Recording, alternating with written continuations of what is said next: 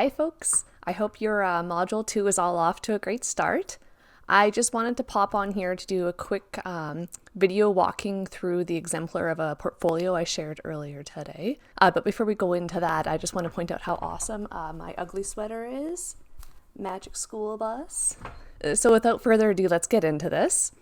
So this is an exemplar that I wrote myself, and my rationale for this was there were a few key things that I really wanted to highlight when I was walking through this, particularly a couple of different approaches you can use to filling out your portfolio. I also didn't want to overwhelm you with sharing a full example of a portfolio. So last semester, I believe they ranged from about 15-ish pages to I had one that was over 80 pages. That student just had a lot of exemplars and artifacts in it. So I didn't want to overwhelm you by sharing a huge document like that. So let's quickly walk through this one. So as you can see here for this one, I have decided to do a reflection on systemic sustainability education, which is the last moment that we're going to be looking at in our MLC work. And for this one, I decided to do the role of a discussant. And I did this because I actually tend to get quite a few questions about this role. Particularly like how many questions should you include? What should the questions look like? I've had some groups in the past do so many questions that they couldn't possibly get through them, and then other ones who don't do quite enough questions, and then their discussion kind of falls flat. So you'll notice here with the questions I've done that they tend to be a lot more exploratory. So I tried to use a lot of open-ended questions, so a lot of like how questions. And I focused more on trying to elicit people's experiences, their perspectives, rather than asking them to define things in the reading. So when you were writing this, you'll be doing it more in connection to the paper your reader response has written, as well as the supplementary resource that is shared by your summarizer. But these questions are loosely based on examples of questions that were shared last semester. And I also wanted to note with the artifacts that some students like to include them in their portfolio like I've done just here. Other students like to include them as an appendice at the very end. Some students preferred that just because they felt then their portfolio flowed a lot better because it wasn't interrupted by, say, a reader response paper. And some of them found it just easier to find where they were at their portfolio because they didn't have to scroll through so many pages. So we're fine with either approach. Just if you decide to include it at the end in an appendice, just make a little note here just so Angus and I know that it's in an appendice. Now for the what went wells for this one, I chose to write them as bullet points rather than a paragraph. So as you can see in this reflection, the learner starts off by following up with an EBI that they had identified in the previous week. So in this example, the previous week, the group had a really, really long list of discussion questions, and this time they decided to shorten it, and it went a lot better this time around. And then the person here also reflects on a little bit about the group process, so saying how they had a really engaging discussion and they appreciated how everyone felt so comfortable sharing with one another. And then they also reflected a little bit on how they found this module to be a bit confusing, which is very, very common with this final moment in Engaging Minds. A lot of students find it confusing. But then they talk here about how what actually went really well was that their reader response paper that was written actually really helped them better understand the moment. And then for the even better if, I did this one as a short paragraph because some students prefer to use paragraphs. And for this one, the learners reflecting on how their discussion went a little off topic, which happens all the time with these groups. And so then they comment on this and they take their EBI one step further and they propose a solution that they would use in the future for a group like this. So in this example, they say that in future they would probably use an agenda. So some weeks you'll be able to come up with EBIs that you can implement the next week. In this example, because it's the last one, the students reflecting on how in future group work this is something that they would want to do. So including things like this in your portfolio is really great because not only does it add a little something extra to your portfolio, it is also really good to be proactive and show some developing educational leadership skills by identifying these issues and then talking about how you might change them for the following week. And that sort of thing also tends to get you a higher grade.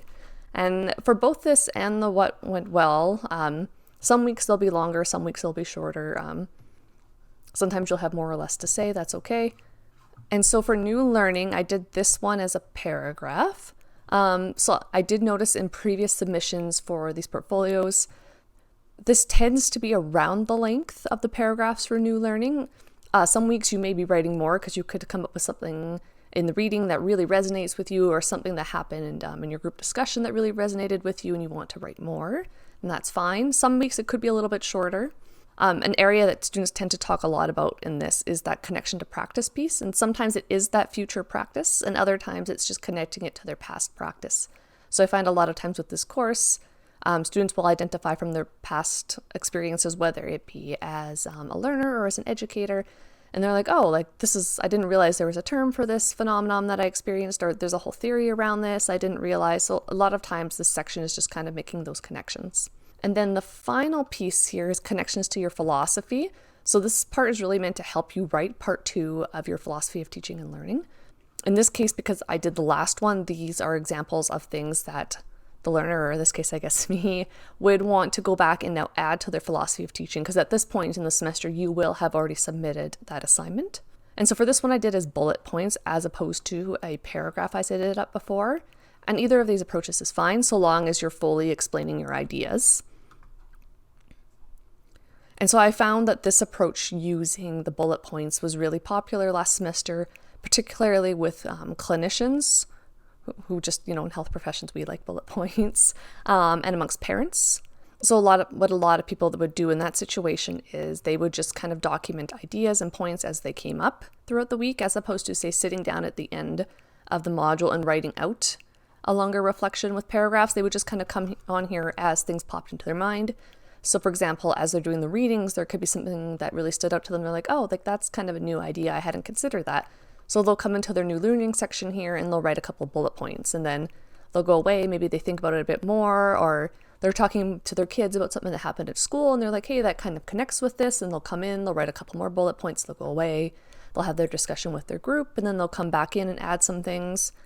And either approach is fine. If you want to sit down and just do it in one go at the end of the module, that's okay. And if you want to do it more piece by piece, that's fine. Last semester, we had one parent who really took that kind of piece by piece approach. And so very much at the end of the portfolio, it was more a stream of consciousness, I guess, for each module as they were working through all the different ideas each module. And it was actually very well done, and they did a lovely job of documenting their learning and reflecting on their learning. And as I was reading through it, I could really see how they were starting to challenge some of their ideas from earlier in the semester. And they ended up getting one of the highest marks on this assignment. And then there are also students who do more of the paragraph approach, and they also receive very high marks. So either is fine.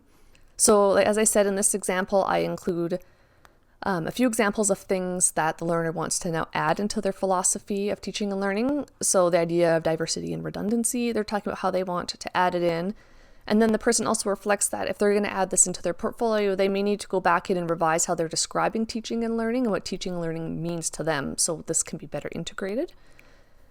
And then something I've also included here was also just a point that maybe resonated with the learner and they would like to potentially integrate, but they're not really sure how they would go about doing that at this stage. So for this one, it's the concept of ecojustice that I talk about in one of my videos in systemic sustainability education. I think it's the Getting Philosophical one. I can't remember, but I'll link it up here somewhere if you want to watch it. So this one, I've had it, this person's talked about how this really connects with them on a personal level, and it's something they potentially would like to bring into their teaching practice. And they reflect a little about how in healthcare, for example, we do have a lot of waste, both in our practice and in our lab settings and things like that. So the person reflects on, how can we balance this and being sustainable, but also with patient safety. So some of our items do need to be disposable because we don't want to be using them on multiple patients, and sometimes we just can't sterilize them depending what they're made of. But then the person reflects, but this seems kind of abstract and I'm not really sure how I can practically implement this idea in nursing education. And it's okay not to have all the answers when you are doing your reflections here. If something just resonates with you, tell us. If it raises more questions for you, you can tell us about that too. Also, if you totally disagree with something in the readings and you want to reflect on that and how there's a disconnect with your practice, that's okay too. This is meant to be a place for you to document your learning and your reflections on your learning.